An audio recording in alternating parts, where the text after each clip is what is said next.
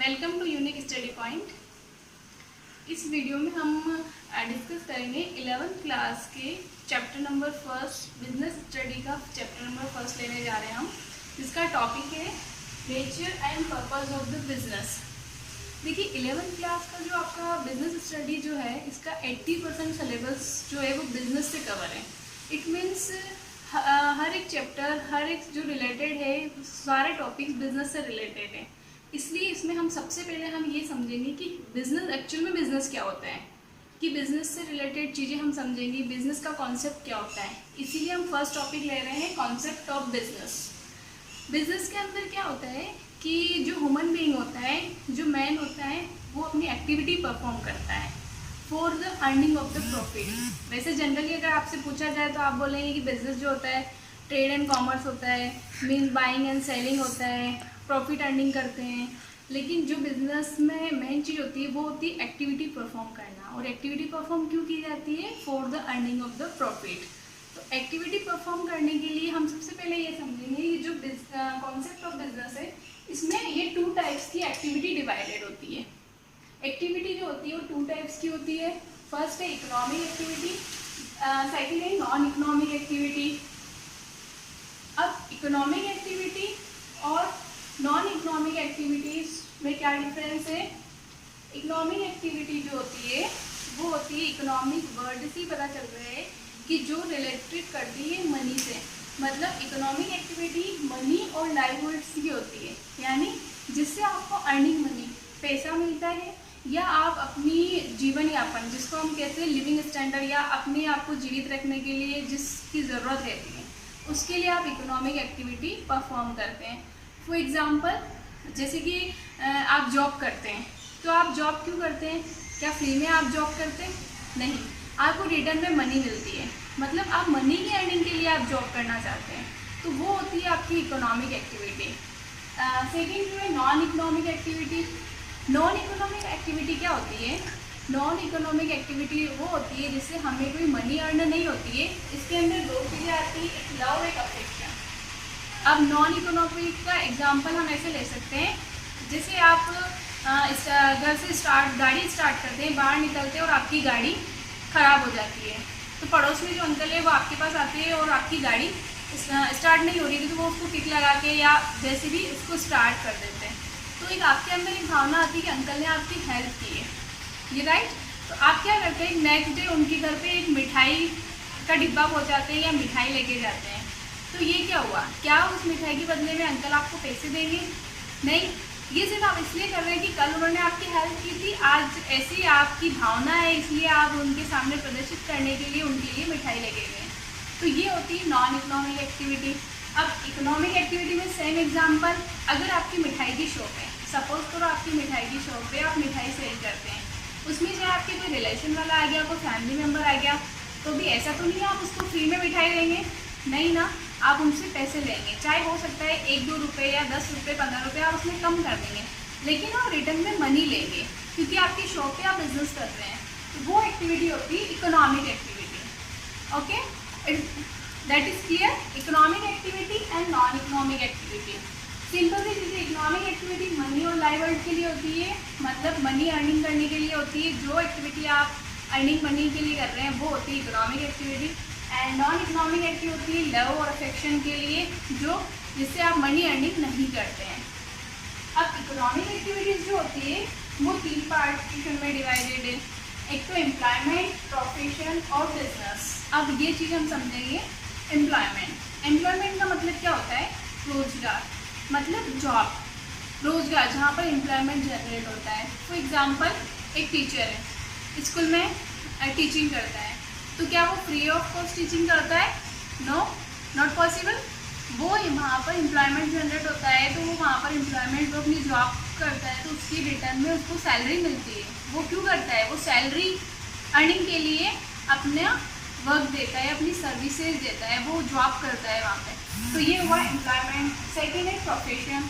Professional, for example जैसे कि advocate है, एडवोकेट के पास आप क्यों जाते हैं? कोई केस सॉल्व करवाने के लिए आप उसके पास जाते हैं केस सॉल्व करने के लिए, तो वो आपको एडवाइस देता है कि आपको भाई ये प्रोसेस करना होगा, इसके लिए आपको यह करना होगा, ये प्रोसेस होगी, मतलब एक्सवाइजेड वो आपको पूरी प्रोसेस बताता है। और उसके रिटर्न में क्या रहता है, प्रोफेशनल फीस, क्योंकि वो एक प्रोफेशनल से जुड़ा हुआ है, एक प्रोफेशन से जुड़ा हुआ है। इसी के एग्जांपल सीए हो गया, सीएस हो गया, कंपनी का डायरेक्टर हो गया, एक सिग्नेचर भी करता है, वो आपको एडवाइस भी देता है कंपनी की मीटिंग कब होगी, कैसे अटेंड करनी, उन सब के रिटर्न्स में वो अपनी फीस देता है, उसको बोलते हैं हम professional fees. And last one is business. सबसे इम्पॉर्टेंट कॉन्सेप्ट है बिजनेस कि इकोनॉमिक एक्टिविटी हम 3 टाइप से कर सकते हैं। मतलब एक ह्यूमन बीइंग होता है, एक मैन जो होता है, वो 3 टाइप से अपनी इकोनॉमिक एक्टिविटी परफॉर्म करता है for the earning profit, earning money. तो उसके लिए या तो वो एम्प्लॉयमेंट करे, मतलब या तो वो जॉब करे, या वो किसी प्रोफेशन में जाए, या last one is business. Business में क्या होता है कि बिजनेस क्यों करते हैं, प्रॉफिट अर्निंग करने के लिए, कि आपको प्रॉफिट अर्न करना है। प्रॉफिट अर्न करने के लिए आपको बिजनेस करना पड़ेगा। अब प्रॉफिट में एक चीज़ है डिफरेंट फ्रॉम रेवेन्यू। अब मैं आपको बताऊंगी कि प्रॉफिट जो होता है ये डिफरेंट होता है रेवेन्यू से। ये प्रॉफिट जो है वो रेवेन्यू से डिफरेंट कैसे हुआ, इसके लिए मैं आपको बताऊंगी।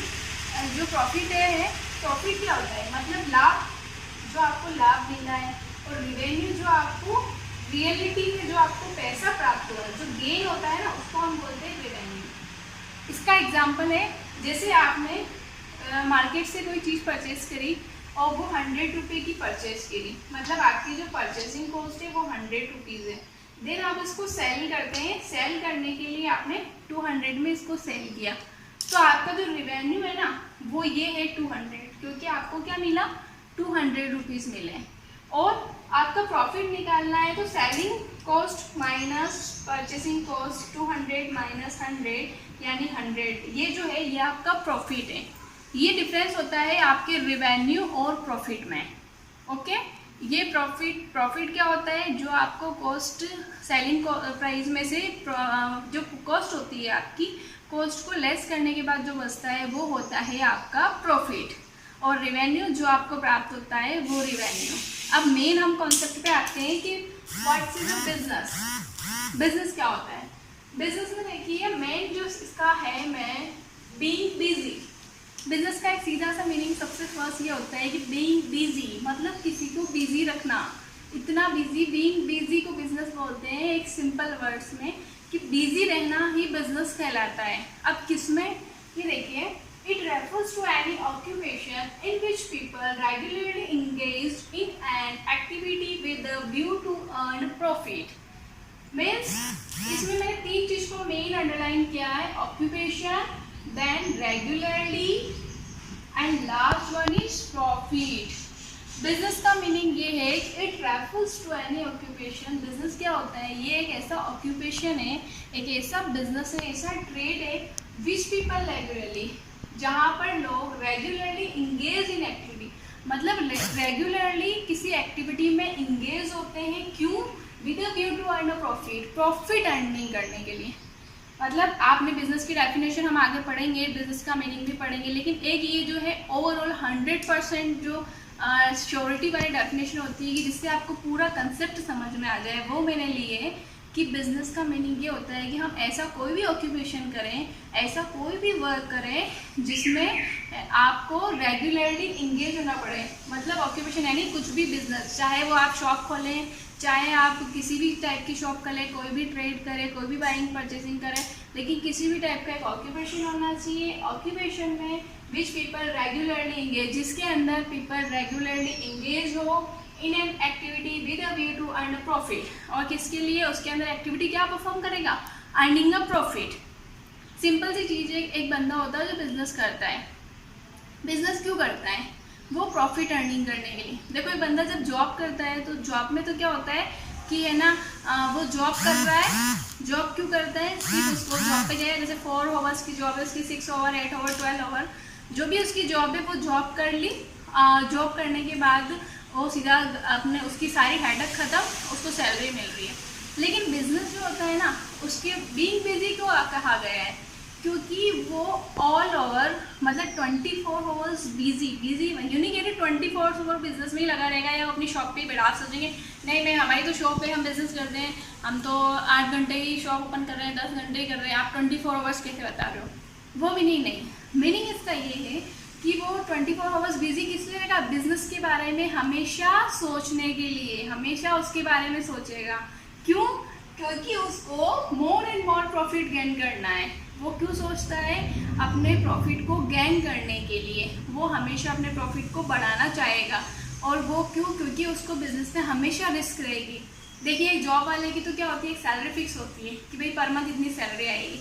लेकिन बिजनेस वाला क्या होता है, बिजनेस वाला जैसे एक मंथ में उसने 1 लाख कमाया, सेकंड मंथ में वो क्या करेगा 1.5 लाख कमाऊँ, फिर थर्ड मंथ में क्या करूँ, उसके अकॉर्डिंग मतलब वो आगे से आगे सोचेगा कि मेरे बिजनेस को कैसे ग्रो करना है। उसके लिए उसको बहुत सारी रिस्क भी लेनी पड़ेगी, बहुत सारे लोगों को भी अपॉइंट करना पड़ेगा, कुछ नए नए मैनेजमेंट सिस्टम अपनाने पड़ेंगे, मतलब एक्सरसाइजर उसको बहुत सारी चीज़ें, तो वो सारी चीज़ें उसको सोचने का टाइम चाहिए। तो इसीलिए वो बिजनेसमैन जो है हमेशा बिजी रहता है, क्योंकि उसको सारी रिस्क एंड अनसर्टेनिटी को देखना है, उसको सारे प्रॉफिट्स को देखना है, उन सबको देखते हुए वो बिजनेस करता है।